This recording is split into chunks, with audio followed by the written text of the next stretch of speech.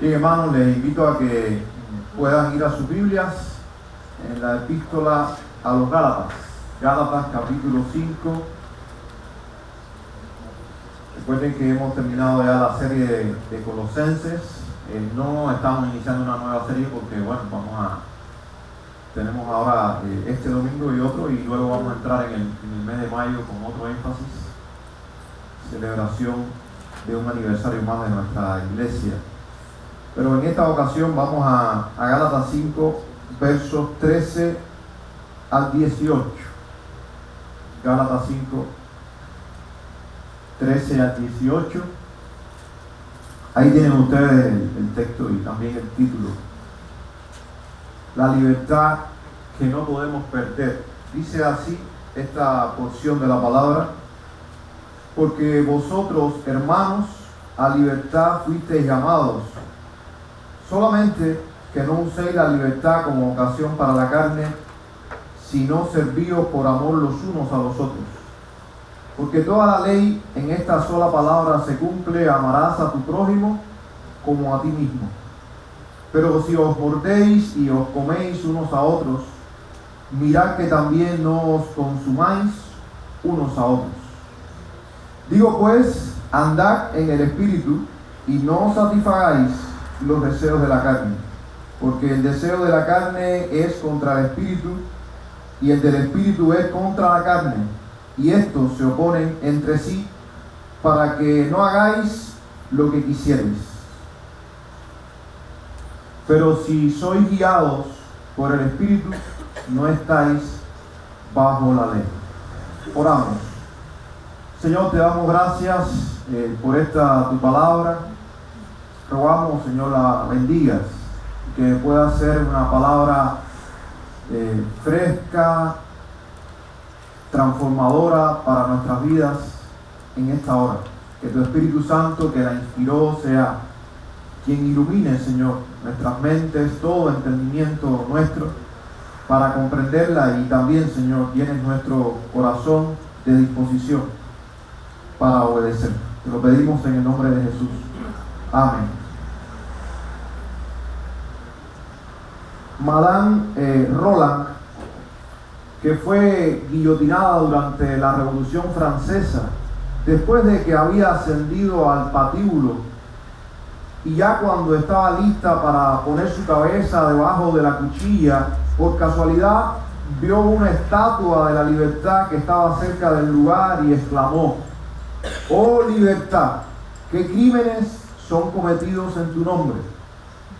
Y es verdad que los crímenes más negros y repugnantes que manchan las páginas de la historia han sido cometidos en el nombre de lo más sagrado, en el nombre de la libertad, de la justicia o de la religión. Y hasta el día de hoy la libertad es solo para el más poderoso, para el que sabe apoderarse de todo. Tristemente, a veces pensamos o concebimos así la libertad. Ahorita busqué ahí en internet y puse libertad, y luego en las opciones que salían puse salían diferentes tipos de libertad, y hay muchos, pero de los más renombrados hoy está la libertad de expresión. Se habla también de la libertad de culto, es un término que manejamos nosotros los cristianos y que de alguna manera exigimos o reclamamos.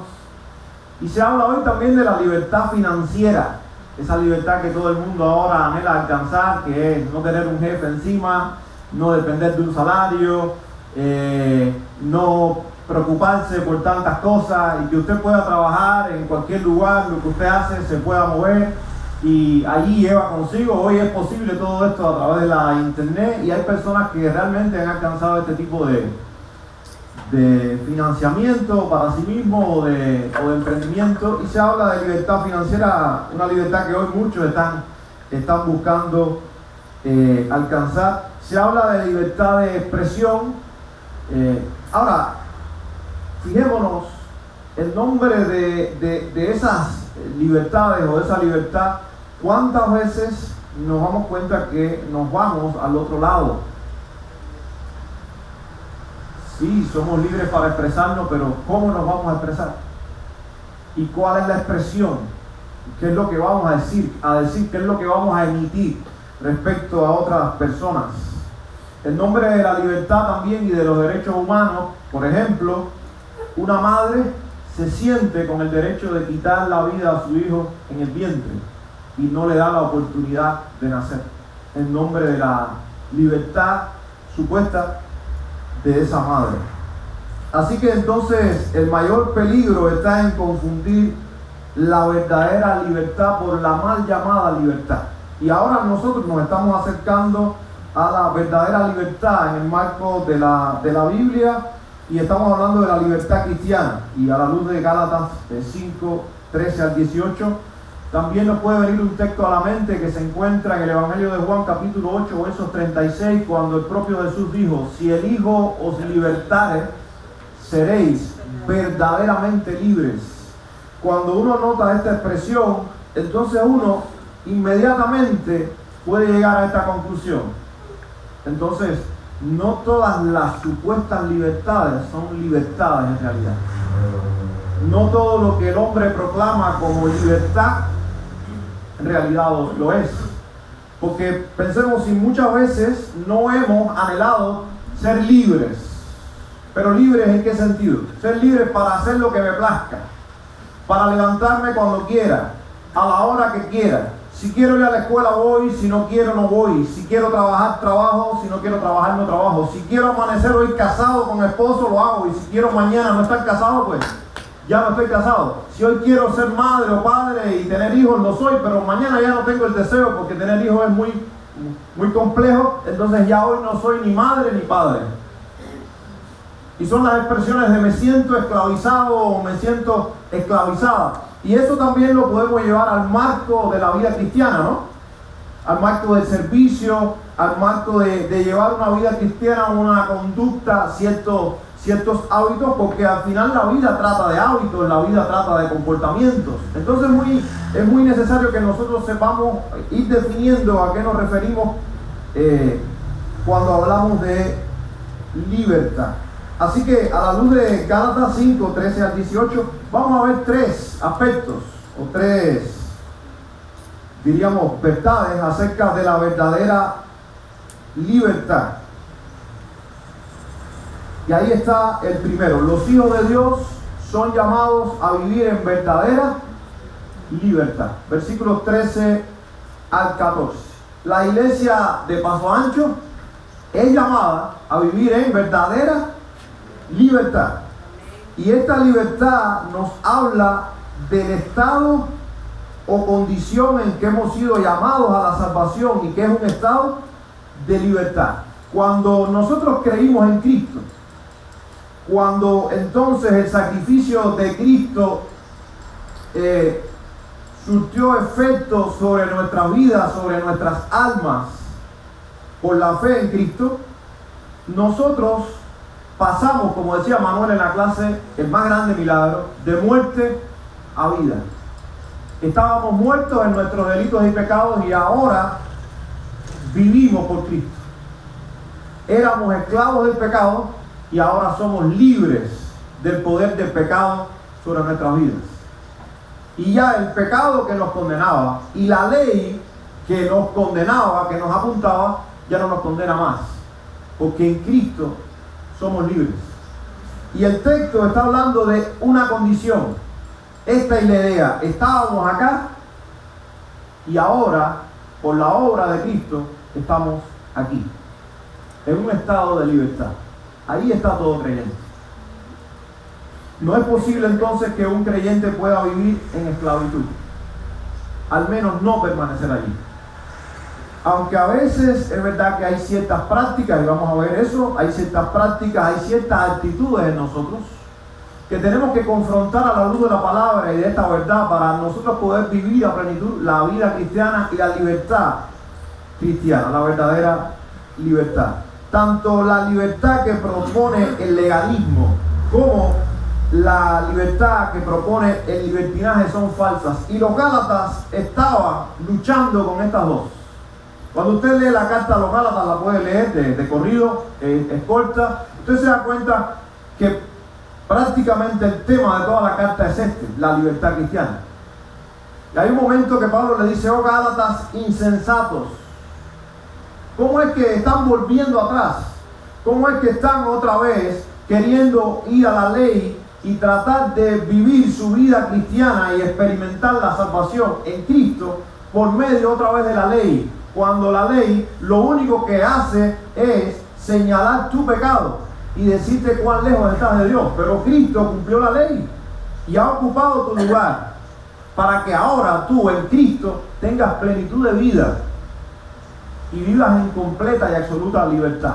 Porque habían falsos maestros que estaban encubiertos y que habían penetrado a la iglesia en Galacia y les estaban diciendo que además de Cristo tenían que cumplir con los requerimientos de la ley. Y ese era un grupo, pero al parecer había otro grupo que era el de los libertinos, donde decían: estamos en la gracia, y como que estamos en la gracia, hagamos todo lo que queramos, porque somos libres en Cristo.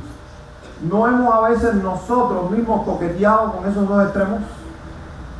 En nuestra teología, en nuestra manera de razonar, para justificar ciertos comportamientos nuestros, o vemos a otras personas moviéndose en estos dos extremos. Dice Gálatas 5:1, es decir, el primer versículo de este capítulo: estad pues firmes en la libertad con que Cristo nos hizo libres, y no estéis otra vez sujetos al yugo de esclavitud. No volvamos atrás. Así que para los Gálatas el peligro inminente era volver a la ley. Hermanos, vivamos a la altura del lugar que Cristo nos dio. A veces nosotros no estamos volviendo a la ley, pero estamos poniendo en el lugar de la ley tradiciones de hombres. Y ponemos al mismo nivel del Evangelio de Cristo, que es absolutamente liberador, ponemos las tradiciones. Y unimos entonces y añadimos a la palabra de Dios y al Evangelio las tradiciones de los hombres, y a veces no sabemos discernir cuándo una tradición es una buena tradición o cuándo no, o cuándo una tradición tiene que dar paso a otra, porque tal vez esa tradición ya ha caducado, porque no se sostiene en el tiempo, porque no es el Evangelio. El Evangelio permanece, pero las tradiciones van y vienen. Pero esta libertad no debe usarse como pretexto para pecar. Y ahí está el otro extremo. Somos libres. Sí, pero ¿para qué somos libres? Y ahí vamos un poco definiendo ahí en nuestra mente cuál es la verdadera libertad. Convertir la libertad en libertinaje es un mal impregnado de la naturaleza pecaminosa del hombre.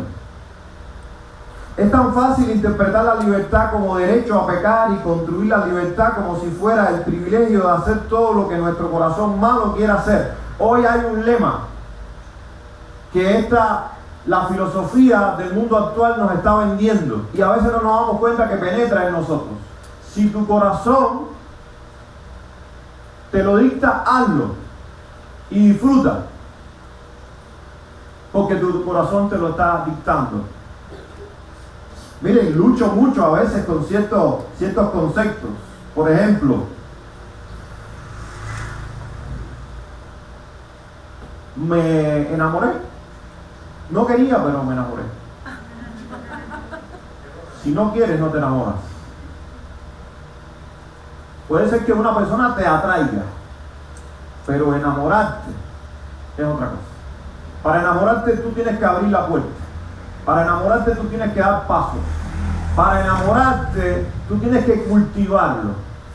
Entonces, me enamoré. ¿Y a quién culpas? A cualquiera, incluso a Dios, pero no a ti, por haber tomado una decisión equivocada. Porque mi corazón, sí, tienes un impulso, pero puedes controlar ese impulso, porque sabes lo que es bueno y lo que es malo, lo que te conviene y lo que no te conviene. ¿No?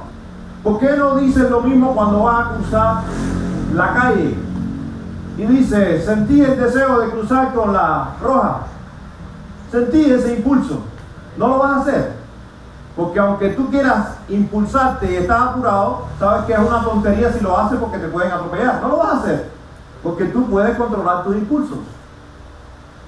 Más cuando tenemos al Espíritu Santo en nosotros que nos dice a nosotros lo que debemos y lo que no debemos hacer.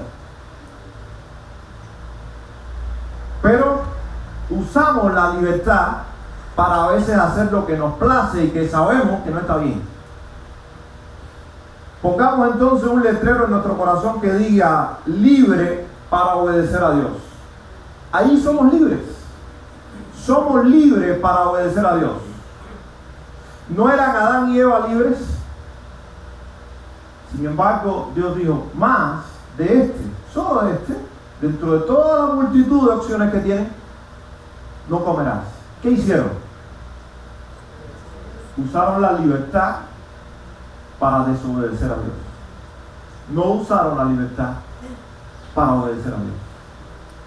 ¿Cuán libres somos en Cristo para obedecer?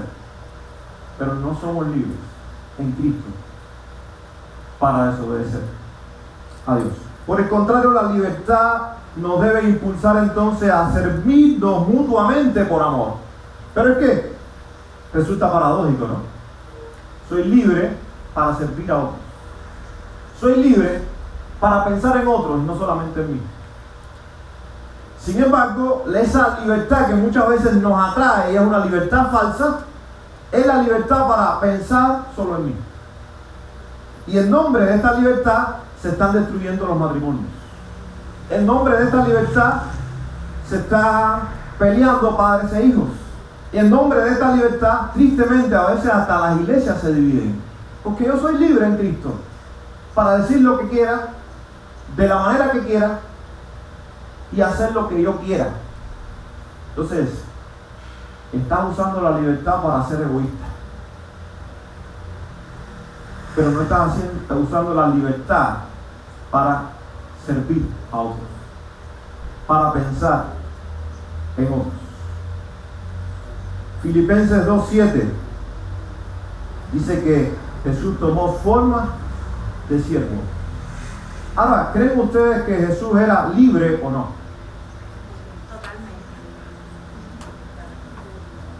¿Pero la vida de Jesús fue fácil? No. Entonces tenemos que ir dejando a un lado esa libertad que nos venden, de que eres libre para hacer lo que te plazca, pero es que muchas veces lo que te place es lo que va en contra de la voluntad de Dios y va en contra de ti mismo. Cultiva en ti pereza, cultiva en ti arrogancia, cultiva en ti apatía, cultiva en ti intolerancia hacia los demás.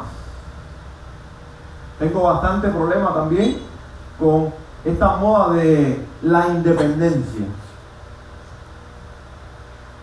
La independencia es buena, pero cuando se lleva a un extremo, esa independencia de que quiero vivir solo y quiero estar solo y es una vida apática, absolutamente centrada en sí mismo. Entonces una supuesta independencia que nos está llevando a un extremo donde no es verdadera libertad, porque entonces está siendo esclavo del pecado otra vez, del egoísmo, de la arrogancia, de la intolerancia, de no amar al hermano.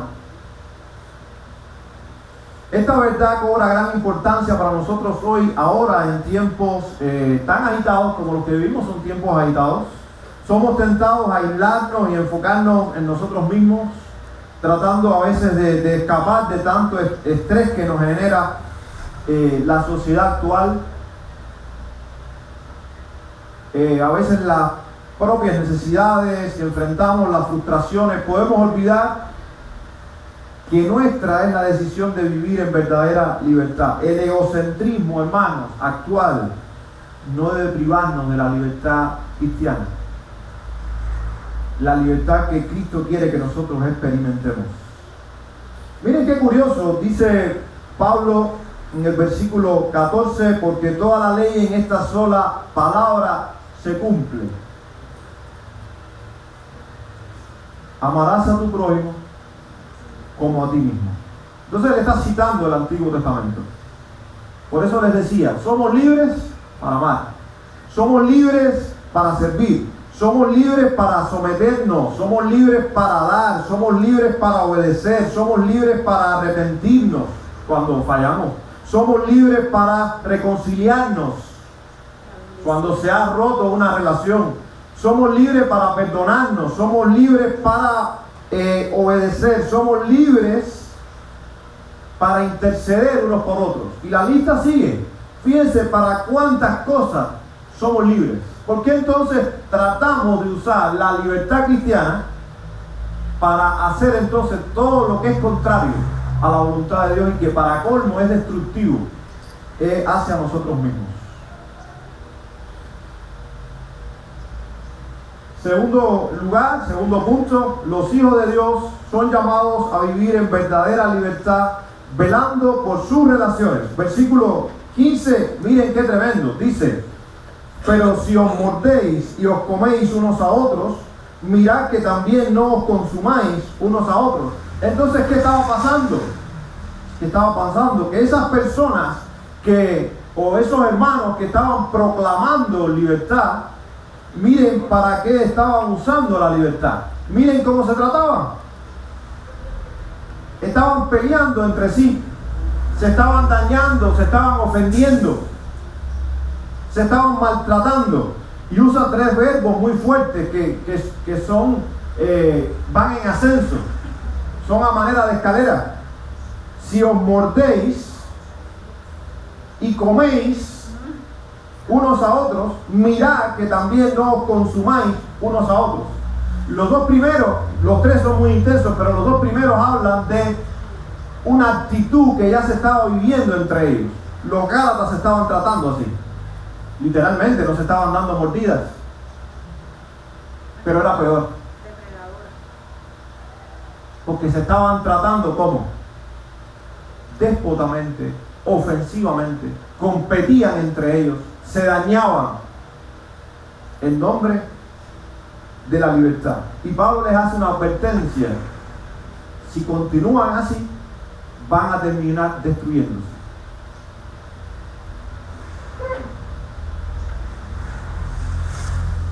Hay una ilustración, una historia que cuenta que dos serpientes comenzaron a pelear. ¿Y cómo terminó la pelea?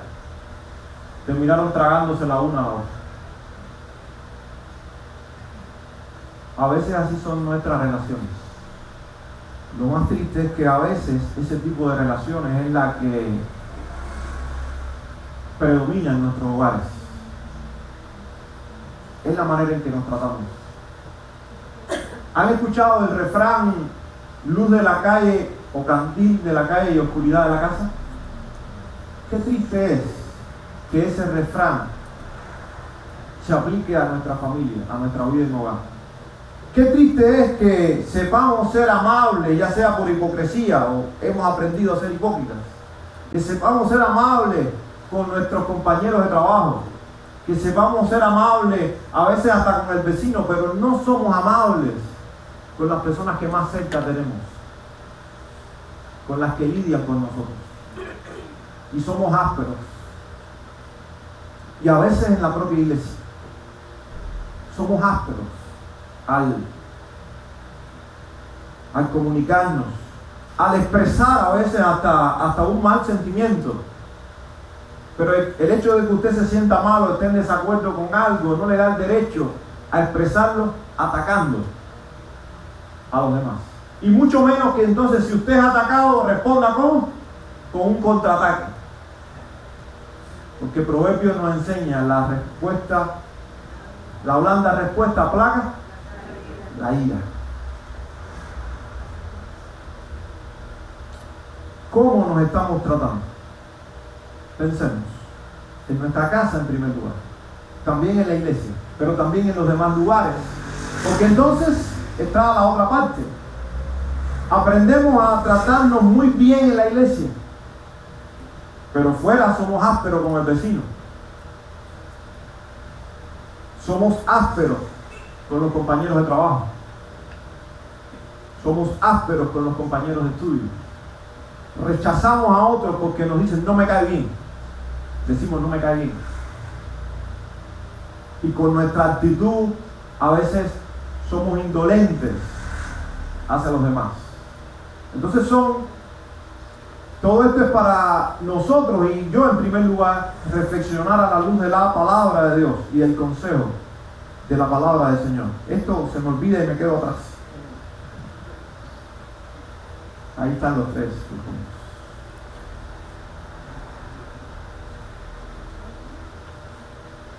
Necesitamos, hermanos, y queremos, creo yo, con todas nuestras fuerzas, una iglesia sana. Creo que tenemos una iglesia sana. Pero saben, yo he aprendido algo. Cuando tenemos algo bueno, primero tenemos que cuidarlo como un gran tesoro. Y segundo, lo tenemos que cuidar tanto que queremos que eso que es bueno sea cada vez más bueno. Porque a veces, y lo he vivido, los hermanos jactándose porque su iglesia supuestamente es mejor que aquella. No, nosotros no nos comparamos con otra iglesia, porque es la iglesia del Señor. Al contrario, si hay otra iglesia que no anda bien, que están pasando cosas que no están bien, en vez de alegrarnos porque la nuestra está bien, tenemos que entristecernos porque es la iglesia del Señor y nos tiene que doler que no esté bien. Y si hay algo que anda mal dentro de la iglesia, ya sea la iglesia local o la iglesia en general, nos tiene que doler. Me entristece mucho que se use algo que se puede usar para algo tan bueno como ahora lo que hablaba Jafé y toda la apertura a YouTube por parte de nuestra iglesia, algo bueno. Pero me entristece ver que hay personas usando este espacio para criticar a otros cristianos, para criticar a otros predicadores. Y no estamos hablando de desenmascarar falsos maestros, porque creo que eso está bien. Estamos hablando de usar este medio para ganar protagonismo en detrimento de otros que también forman parte del pueblo de Dios. Qué triste que se haga esto. Por eso el apóstol Juan nos hace reflexionar al confrontarnos con esta magna verdad. Primera de Juan 4:8, el que no ama no conoce a Dios, porque Dios es amor. Número 3, los hijos de Dios son llamados a vivir en verdadera libertad. ¿Cómo? Ahí está la clave, hermano. Ahora recobra vida todo lo que hemos visto. Los hijos de Dios son llamados a vivir en verdadera libertad, obedeciendo al Espíritu. Creo que es oportuno que leamos estos últimos versos. Verso 16 en adelante. Digo pues, andad en el Espíritu y no satisfagáis los deseos de la carne, porque el deseo de la carne es contra el Espíritu, y el del Espíritu es contra la carne, y estos se oponen entre sí para que no hagáis lo que quisiereis. Pero si sois guiados por el Espíritu, no estáis bajo la ley. La lucha entre la carne y el Espíritu, ¿verdad? O como a veces decimos, hay una lucha interna entre esas dos naturalezas. Tengo la naturaleza espiritual, la dada por Dios como creyente, pero la antigua naturaleza. Y nos imaginamos dos fuerzas, dos grandes fuerzas luchando. Y entonces otra vez, cuando no andamos bien, cuando no tomamos una decisión correcta, cuando hemos dado pasos, nos hemos deslizado en la desobediencia, decimos, es que tengo una naturaleza pecaminosa. Sí, pero el hecho de que tengamos una naturaleza pecaminosa no puede a nosotros darnos el derecho para seguir pecando, para seguir desobedeciendo, porque soy débil. Sí, pero ¿y el Espíritu Santo no está en nosotros? ¿Y la palabra de Dios no nos fue dada? ¿Y no tenemos la iglesia que nos conforta? Entonces, ¿cuántas armas tenemos para que nosotros vivamos la vida cristiana en plena libertad, pero en obediencia y no en desobediencia? Esto entonces significa caminar guiados por Él, por el Espíritu Santo, continua y cotidianamente. A esto es a lo que también llamamos la llenura del Espíritu. Miren, hermanos, bueno, la verdad yo no encuentro, al menos ahora no recuerdo un texto que nos enseñe a orar para ser llenos del Espíritu. Señor, lléname de tu Espíritu. Yo no encuentro eso. Porque la llenura del Espíritu no funciona así. El Espíritu Santo nos fue dado en el momento en que nosotros creímos en Cristo. Y nos fue dado para siempre. No es que viene y se va. No es que tengo que poner en un calendario, tengo que orar el lunes por el Espíritu Santo y si se me olvidó orar el martes, pues no lo tengo. No funciona así. En el momento en que nosotros creímos en Cristo, pasamos de muerte a vida, y esa vida, ¿quién la da? El Espíritu, que ha venido a morar en nosotros. Ahora, la llenura del Espíritu Santo entonces no depende ahora de Dios, porque el Espíritu Santo está en nosotros. No depende de que yo ore y me derrame y haga y cante, Señor, lléname de tu Espíritu. Y yo puede ser que me sentí muy lleno del Espíritu, pero salgo y la primera pregunta que me hace mi esposo le respondo ásperamente: no estoy lleno del Espíritu. Porque la llenura del Espíritu es ser controlado por el Espíritu. Que el Espíritu Santo guíe tus emociones, tus actitudes, tus decisiones, tu comportamiento en la vida. A eso es a lo que se refiere la llenura del Espíritu. Pero miren qué tremenda clave nos da Pablo acá. Él dice: digo pues, andad en el Espíritu y no satisfagáis los deseos de la carne. Pero hay una mejor traducción que al menos nos lo esclarece más, nos da un poco más del sentido, y la voy a parafrasear así: si andan en el Espíritu, de ninguna manera van a satisfacer los deseos de la carne. No hay posibilidad. Entonces no se trata tanto de una lucha de si hago esto o lo otro. Se trata de centrarme en obedecer al Espíritu de Dios. Y cuando yo obedezco al Espíritu de Dios y yo me entrego a la guía del Espíritu de Dios, no me estoy preocupando por la carne, porque la carne solita va a tomar su lugar. Se va a someter al Espíritu.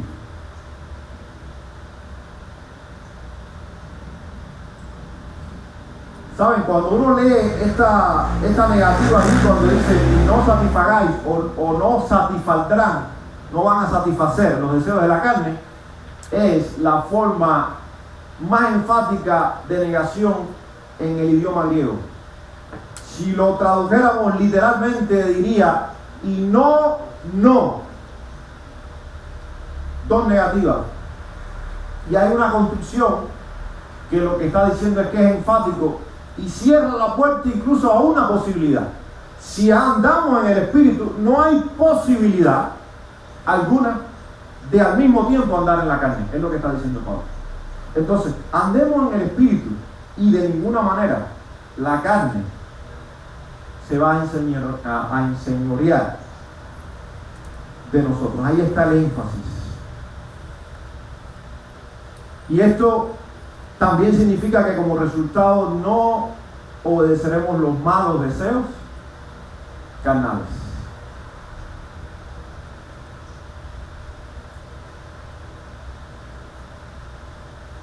Fíjense que habla de, precisamente se da una lucha, pero nosotros somos responsables de a dónde se dirige esa lucha. Nosotros somos los responsables.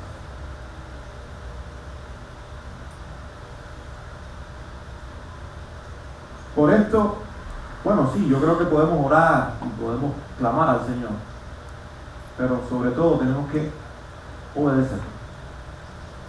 Ahí está la clave.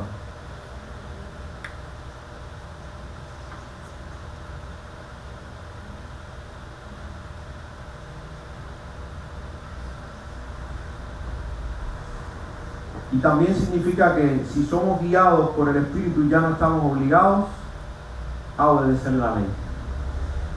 Porque ahora el Espíritu nos da la capacidad a nosotros para vivir la vida cristiana, la vida que Dios quiere. No es algo que yo hago en mis fuerzas. No es algo que yo hago por medio de hábitos, por medio de rituales. es algo que se produce por medio de la obediencia al Espíritu de Dios que mora en nosotros. ¿A qué se refiere entonces el versículo 14? No parece indicar que obedecer la ley sea malo, sino todo lo contrario. Porque la ley de Dios es buena, es justa. Pero la ley de Dios nosotros no la podemos vivir y cumplir en nuestras fuerzas.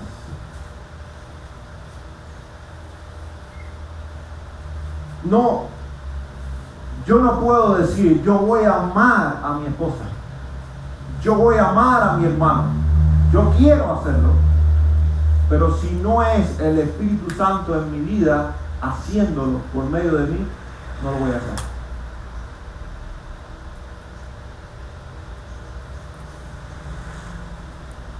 Y estar bajo la ley significa derrota. Estar bajo la ley significa esclavitud, maldición e impotencia espiritual, porque la ley no nos puede salvar. Y porque la ley en sí misma no tiene el poder para que nosotros la podamos cumplir. Solamente podemos cumplir la ley por medio del Espíritu Santo y de la obra de Cristo en la cruz. Los que son guiados por el Espíritu Santo exhiben una calidad de conducta superior, y ahí usted lo ve luego en Gálatas 5, 22 a 23 más. El fruto del Espíritu es, y ustedes conocen la lista, muchos de ustedes pueden buscarlo, el listado en Gálatas 5, 22 y 23, que va más allá de los requerimientos de la ley de Moisés, que incluía toda la ley ritual y demás. El fruto del Espíritu es que nosotros vivamos amando a Dios y amando al prójimo, y todo lo que eso entonces incluye. Por eso la epístola a los Gálatas es una de mis cartas favoritas. Ha sido considerada de extraordinario valor por la iglesia a lo largo de los siglos. En virtud de su contenido y tema principal, ha venido a responder la pregunta más fundamental que pudiera levantar el corazón humano: ¿cómo puedo encontrar la verdadera felicidad? ¿Cómo puedo yo obtener la paz, la tranquilidad y la libertad del temor? Lutero, quien consideró a Gálatas el mejor de los libros de la Biblia, dijo al respecto: la epístola a los Gálatas es mi epístola, decía él. Es como si estuviera unido en matrimonio con ella, es mi Catalina. Catalina era la esposa de Lutero. Esta carta ha sido llamada el grito de guerra de la Reforma, la gran carta de la libertad religiosa, la declaración cristiana de la independencia, etc. ¿Por qué? Porque esta carta, cuando usted la lee, hermanos, no va a tener sentido que ahora alguien le diga, no puede comer esto o aquello, corroborando lo que el Señor le mostró a Pedro en visión. Y lo que luego Pablo enfatiza, y lo vimos también en Colosenses. Nadie te puede condenar por lo que comes o lo que no comes.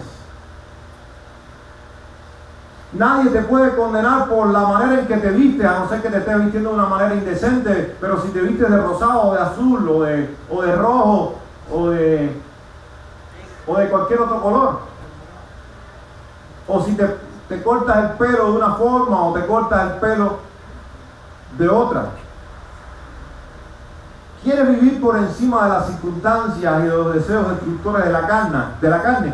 Anda en el Espíritu y déjate guiar por el Espíritu de Dios.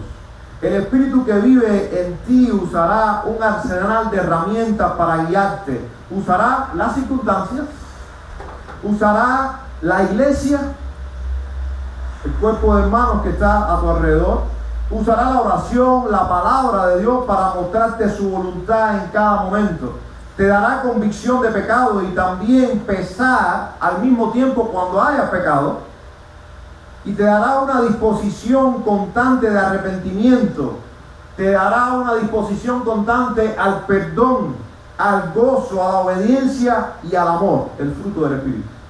Disfrutemos, entonces, aprovechemos y desarrollemos la libertad que el Señor nos ha regalado en Cristo y que podemos experimentar por el Espíritu Santo. Vivamos en verdadera libertad velando por nuestras relaciones. Y entonces seremos mejores esposos, entonces seremos mejores padres, mejores hijos, mejores maestros, mejores vecinos, mejores creyentes, mejores líderes, más semejantes a nuestro Señor Jesucristo y por tanto una iglesia más vigorosa. Y termino con esta frase: la verdadera libertad es el beneficio de la gracia por la cual el pecador arrepentido es librado de la vieja naturaleza, pasando a vivir de forma voluntaria y completa para la gloria de Dios.